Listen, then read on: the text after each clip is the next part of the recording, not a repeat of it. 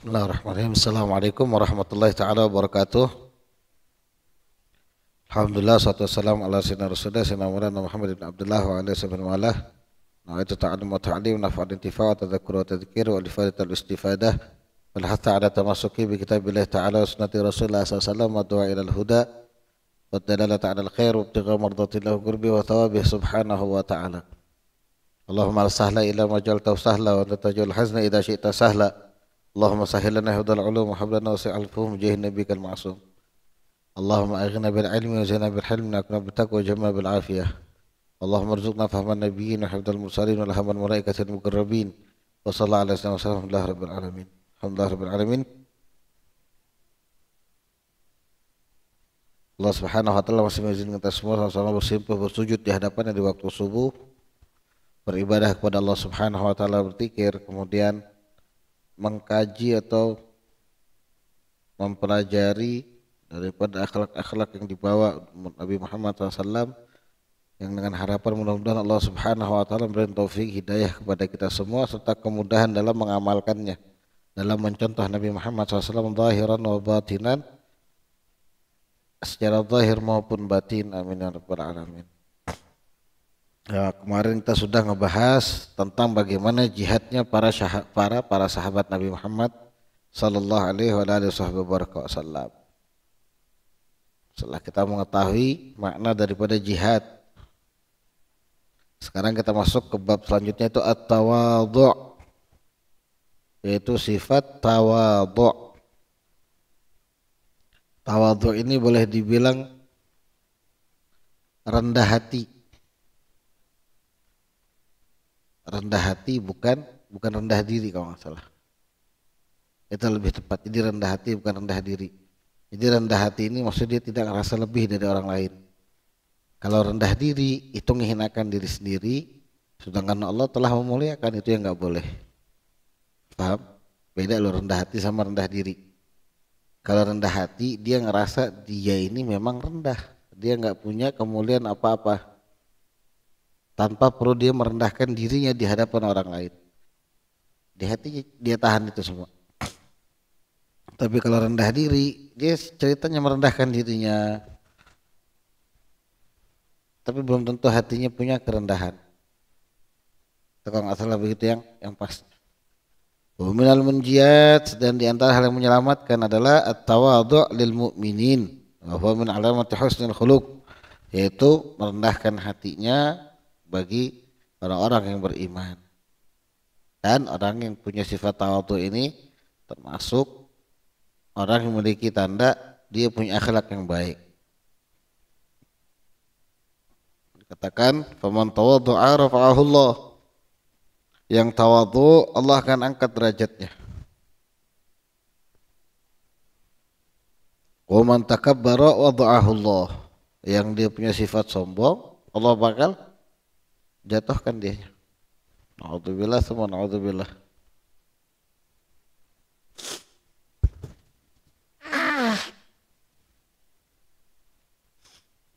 Jadi tawadhu kepada orang yang beriman.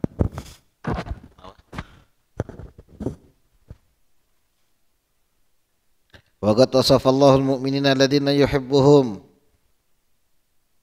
wa yuhibbunahu bi annahum, dan Allah telah mensifati orang-orang yang beriman yang Allah cintai mereka. Nih, Allah cinta sama orang yang beriman dan mereka pun cinta kepada Allah dengan sifat apa? Adillatin 'alal mu'minina wa a'izzatin 'alal kafirin yujahiduna fi sabilillahi wa la yakhafuna lawmata la'im. Dzalika fadlullahi yu'tihi man yasha wallahu wasi'un 'alim. Wa bi annahum asyiddau 'alal kuffar ruhama'u bainahum. Siapa mereka yang Allah cintai dan mereka pun cinta kepada Allah, yaitu orang yang merendahkan dirinya, hatinya di hadapan orang beriman, izzatin 'alal kafirin. Tapi dia bukan sombong, tapi sama orang kafir itu dia nggak mau tunduk, nggak mau rendah gitu loh, nggak mau merendahkan hatinya, nggak mau merendahkan dirinya, apalagi bukan sombong, dia nggak mau pokoknya. Kenapa? Lah dia kafir kok, saya mukmin, bukan berarti saya lebih baik, bukan berarti juga saya lebih buruk. Yang jelas saya punya sifat satu lebih bagus dari dia, beriman kepada Allah. Gitu. Itu sifat orang beriman. Mereka muamalahnya bagus, bagus. Tapi bukan berarti mereka tunduk. Sebab Nabi SAW muamalahnya bagus, bagus. Apa Nabi tunduk? Enggak. Gitu. Yujahidna fi sabilillah wa la yakhafuna lawmata laim. Mana mereka semua ini berjuang di jalan Allah dan mereka tidak pernah takut akan cacian atau celaan dari orang-orang. Oke, yang dia pikirkan gimana caranya yang dia cintai Allah Subhanahu wa taala itu ridho, senang sama dia. Jadi dia nggak mau tahu orang cela. Nah, sifat-sifat yang begitu, dzalika fadlullah, karunia dari Allah Subhanahu wa taala, yu'tihi may yasha, yang Allah berikan kepada hamba yang Allah kehendaki. Wallahu wasi'un alim. Wa bi annahum, dan juga mereka orang beriman itu apa, asyiddau 'alal kufar ruhamau bainahum. Mereka tegas, keras kepada orang kafir. Tegas juga keras, enggak cuma keras tapi harus tegas. Jadi enggak cuma tegas juga harus keras. Sekali maksudnya apa, dia punya prinsip, oh saya tidak bakal ikut sama kamu dalam urusan akidah. Kalau muamalah silahkan, ayo kita muamalah sama-sama, kita dagang sama-sama, kita jualan dan lain sebagainya, silahkan. Ibadah lah, lakum dinukum waliyadin. Kamu punya agama, saya punya agama. Kamu punya keyakinan, saya punya keyakinan. Makanya salah besar kalau ada orang berkeyakinan semua Tuhan itu sama, hanya cara ibadah yang berbeda. Enggak, keyakinan kamu sudah beda sama Muslim. Jangan disamakan. Itu kan tergantung modelnya. Misalkan Habib, agama manapun tidak ada yang mengajarkan keburukan, itu silahkan percaya, itu silahkan.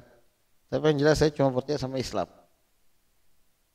Pilihan saya Islam, dan saya bangga menjadi Muslim yang tidak mencampur adukan antara apa istilahnya akidah atau kepercayaan agama saya dengan agama lain. Seharusnya begitu. Di keras dan tegas itu begitu.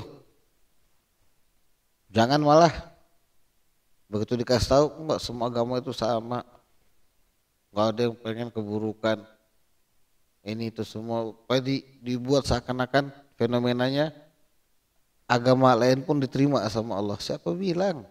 Sudah dibilang ada SKB, ada syarat ketentuan berlaku bagaimana Allah mau terima seseorang, amalnya seseorang, ketulusannya seseorang, dan sebagainya. Jangan tentang dengar hadis almar'u ma'aman ahab, seseorang bersama yang dia cintai, akhirnya dia keluar dari Islam, tapi dia tetap cinta sama Nabi Muhammad. Apa sih? Kira-kira dia bakal dikumpul sama Nabi Muhammad? Enggak. Nanti kan tanya Nabi, emang kamu bawa bukti tak cinta sama saya? Saya lo bawa syariat, kamu kerjain enggak? Saya bawa apa istilahnya iman, kamu imani enggak? Saya bawa agama Islam ini, menyempurnakan agama Islam ini dari nabi-nabi terdahulu, kamu percaya enggak? Bakal ditanya Nabi, jangan tentang almar'u ma'aman ahab, habis itu semena-mena. Dalam beramaliah juga kita sebagai Muslim, jangan mentang-mentang kita almar'u ma'aman ahab, sholatnya malas, mulutnya nggak ada berhenti ngomongin orang, hatinya nggak dibersihkan dari sifat-sifat tercela, dan seterusnya. Kemudian nggak ada tujuan sama sekali mau berubah, mau kembali sama Allah, mau dia mantapin tuh nggak ada. Pokoknya almarhum ma'aman ahab. Nah, terus gimana tuh posisi Nabi SAW pas nanya ke kita, syariat saya gimana, kamu kerjain nggak? Katanya kamu sayang sama saya, cinta sama saya, kenapa kamu nggak kerjain? Kenapa kamu nggak usaha semaksimal mungkin? Kenapa kamu lebih milih udah tenang aja masih ada hari esok, daripada saya kerjakan sekarang saya takut besok nggak bisa? Kan Akhirnya jadinya nggak rancu kalau dia ngikuti yang seperti itu. Tapi kalau dia almarhum aman ahab, almarhum aman ahab, almarhum aman ahab, itu bagus, itu bagus. Tapi harus dibarengi dengan amalia-amalia salehah. Nah, itu sifat orang yang beriman. Mereka itu asyidda wa adal kufaru hama bainahum. Tegas keras kepada orang kafir. Kemudian lebih menyayangi terhadap kaum muslimin mukminin. Dia ngeliat saudaranya. Dia ngerasakan apa yang dirasakan saudaranya. Saudaranya lagi kesusahan, dia ikut mikirkan. Kalau perlu dia coba cari solusi, jalan keluar. Walhasil dia usahakan bagaimana saudaranya itu senang, bahagia. Tanpa pernah memikirkan dirinya dulu. Itu yang diajarkan Nabi Muhammad SAW. Ya, lihat kehidupan para sahabat Nabi. Mereka itu saling support, saling menyayangi, saling mengasihi di bawah bendera cintanya Nabi Muhammad. Dengan berbagai macam modelnya sahabat itu. Asalnya ini ada yang istilahnya keras kepala, ada yang lembut, tapi alhamdulillah mereka semua saling menyayangi. Tapi urusan sama orang kafir mereka semua tegas. Mereka semua keras. Kan sudah kita bahas masalah bagaimana kesediaan mereka siap untuk mati li'la'i kalimatillah. Untuk apa? Menjunjung tinggi Islam ini. Kalimat la ilaha illallah ini. Dan orang enggak main-main. Nah, orang yang bisa tegas, keras sama kafir, kemudian saling berlemah lembut, semua orang beriman, ini tandanya dia ada sifat tawadhu di hatinya. Qala sallallahu at-tawadhu la yazidul abd illa rif'atan. Tawadhu yarfa'ukumullah. Nabi sallallahu tawadhu itu tidak akan menambahkan bagi seorang hamba kecuali kemuliaan, naik tingkatannya, derajatnya itu naik maksudnya. Fatawadhu, maka rendahkanlah hati dan diri kalian, rendahkanlah hati kalian, yarfa'ukumullah. Maka bertawadhu'lah kalian, niscaya Allah akan mengangkat derajat kalian. Ya bukan berarti tawadhu juga seperti orang yang nanti saya mau ketemu teman saya pakai baju jelek aja lah. Itu bukan tawadhu. Yang rapi kalau mau ketemu orang. Yang pantas, sopan, bebas gitu loh. Atau bebas sopan. Tapi di hatinya dia nggak pernah ngerasa saya lebih baik dari saudaranya. Paham tuh?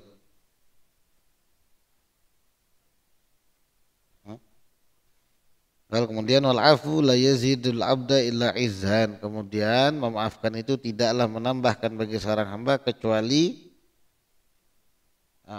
kewibawaan. Jadi kayak kemuliaan juga gitu. Tapi lebih condong ke keperkasaan atau ke kewibawaan.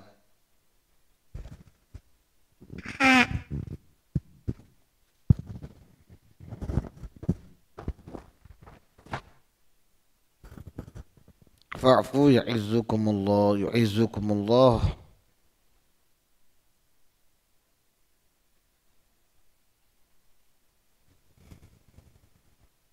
Maka kasih maaf. Allah bakal memberikan kamu kemuliaan, kewibawaan. Wa shadaqatu la tazidul mal illa kasrah. Sedekah itu tidak menambah bagi harta kecuali terus bertambah. Jadi semakin dikasih bukan berkurang, semakin nambah hakikatnya. Bukan berarti begitu dia sedekah ya kurang dari 1.000 kasih 500 lah, bukan begitu, dari 1.000 dikasih 500 sebetulnya itu nambah jaminan kamu sama Allah, nambah lagi kebaikan kamu di hadapan Allah, nambah harta kamu yang kamu simpan, kamu titipkan kepada Allah. Jadi semakin besar dia sedekah, berarti apa? Semakin besar yang dia punya. Jangan tanggung-tanggung. Makanya mumpung masih miskin, Orang miskin ini paling enak untuk sedekah. Kenapa? Mendramatisir daripada orang kaya. Kan sering abang bilang tuh, kalau dilihat jumlah nominal kelihatannya sedikit, tapi kalau dilihat dari total keseluruhan sangat besar. Kayak abang kasih contoh nih, abang punya duit 100.000. Di satu sisi abang ada kebutuhan, satu sisi keluarga ada kebutuhan, satu sisi ini ada juga rezekinya orang di situ. Karena prinsip yang abang punya, yang abang dapatkan gini, kalau nunggu nanti waktu ada, gak bakal bisa ngeberi orang itu. Karena perasaan ada atau tidak ada itu bisa berubah-berubah. Kadang ada orang punya duit 1 miliar ngerasanya gak punya apa-apa. Sehingga dari yang tadi 100.000 tadi, biasa bang sisihkan, oh 20.000 misalkan, ini abang sedekahkan dulu. Ini sedekahkan dulu buat fuqara masakin. Bukan nafagoh.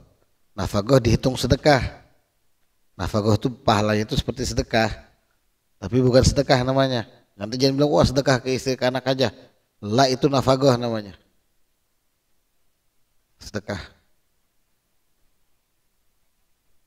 Dari 100 abang sedekahkan 20.000. Anggaplah 50.000. Sisa 50.000 baru abang kasih buat nafagoh. Kalau dilihat kan kecil 50 bagi 2. Tapi kalau dilihat dari keseluruhan daripada orang kaya yang punya harta miliaran, mau dia ngasih 10 juta itu masih sedikit. Berani nggak dia belah duren sama duit kayak abang?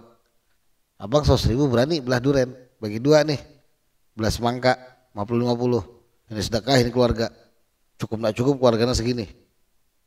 Orang kaya belum tentu, dia punya misalkan duit di dompetnya 10 juta aja, suruh sedekah sekarang 5 juta. Mikir lu sebentar kata dia. Makanya mumpung masih miskin, banyak-banyak sedekah. Karena sedekahnya orang miskin mendramatisir di hadapan Allah. Makanya pahalanya itu lebih besar biasanya. Lebih besar.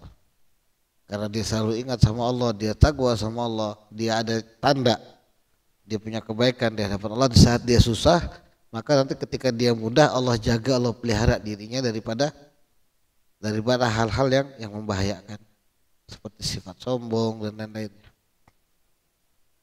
Fatasaddaqu yarhamkumullah azza wa jal, maka bersedekah kalian semoga Allah merahmati kalian semua.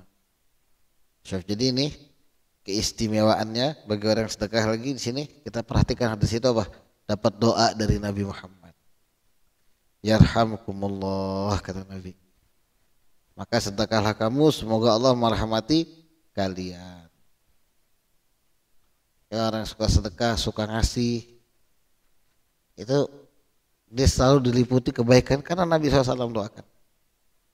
Bukan sampai-sampai apa? Shadaqatu tadfa'ul bala katanya. Sedekah itu bisa menghindarkan kamu dari bala musibah. Selain karena tadi tuh, semakin kamu miskin, semakin kamu sedekah, berarti semakin kamu mendramatisir di hadapan Allah. Sehingga apa? Allah tuh langsung kasihan. Ya Allah, ini orang miskin, sudah miskin bagi-bagi pula katanya Allah nih. Ini orang miskin, sudah miskin bagi-bagi. Akhirnya musibah yang mau nimpa dia Allah singkirkan. Oh, saya kasihan dia.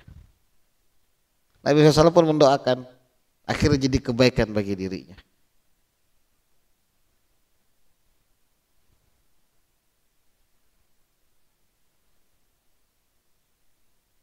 Haqiqatut tawadhu' wa huwa diddul kibir wallahu a'lam bishawab. Itu tawadhu'. Orang tawadhu' nanti diangkat derajatnya sama Allah Subhanahu wa taala. Sini juga dikatakan kalau ba'dhum sebagian orang saleh mengatakan man tawadhu'a ma'an nas tawadhu'an nas ma'ahu. Barang siapa yang bertawadhu' di hadapan manusia, orang-orang bakal tawadhu' di hadapan diri. Berarti apa? Cerminannya dia. Kalau dia punya sifat tawadhu, rendah hatinya di hadapan orang pun akan rendahkan hati di hadapannya. Gak bakal orang mandang dia itu bengis. Oh, ini orang masya Allah ini lembut nih. Bahkan sampai dikatakan kalau mau ngelihat diri kamu baik atau enggak, tanya sama tetanggamu. Suruh orang tanya, Saya tuh misalkan nih Pak Habib itu gimana? Tanya ke tetangganya. Oh Pak Habib itu jahat. Sudah berarti saya orang jahat. Sebaik apapun kamu, kalau tetangga bilang kamu jahat, berarti kamu jahat. Tapi kalau tetangga bilang oh itu kamu baik, berarti kamu orang baik. Nah orang yang biasa tawaduk di hadapan manusia, nanti manusia pun tawaduk di hadapan dia, karena cerminan dirinya. Cerminan dirinya. Sehingga orang-orang makin bilang, oh enggak ini orang baik, masya Allah. Ini orangnya begini, ini orangnya begini. Makanya kita nggak bisa langsung ngejudge si fulan rusak, si fulan begini, si fulan begini. Adapun semua yang kita pelajarin, contoh jangan minum minuman keras itu haram, mabuk, zina dan sebagainya nih yang kita pelajarin nih, sombong ini semua bukan buat ngehakimin orang. Ini yang mesti diperhatikan. Niat belajar itu bukan buat ngehakimin orang. Oh berarti si fulan ini begini. Lah bukan, demi Allah bukan. Tapi untuk koreksi diri kamu, ada nggak saya punya sifat begitu? Ada nggak saya makin jauh dari Allah? Ada nggak saya ini malah makin ngejerumuskan diri saya kepada murkanya Allah? Itu tujuan kamu belajar seharusnya. Kalau kamu sudah punya niat seperti itu, saya niat belajar untuk saya, bukan untuk orang lain. Saya mau buat jadi barometer diri saya. Ya Allah, ternyata saya hari ini sombong. Jadi bisa jadi minta ampun sama Allah, tobat di waktu saat itu. Ya Allah, ternyata hari ini saya ada nggak sengaja namimah, ngadu domba orang lain. Segera adanya tobat, minta maaf lagi. Dan seterusnya dan seterusnya. Jangan kamu belajar justru kamu buta sama dirimu. Nah ini kadang-kadang kita suka salah kaprah. Oh saya belajar Bib, iya belajar apa? Oh ini masya Allah saya belajar syariat ini semua. Tapi apa? Dia belajar fungsinya untuk orang, bukan buat dirinya. Bukan dia praktekkan ke dirinya. Jadi dia ngelihat, oh si ini sombong, si ini begini, si ini begini. Akhirnya dia jadi hakim, seakan-akan dia Tuhan.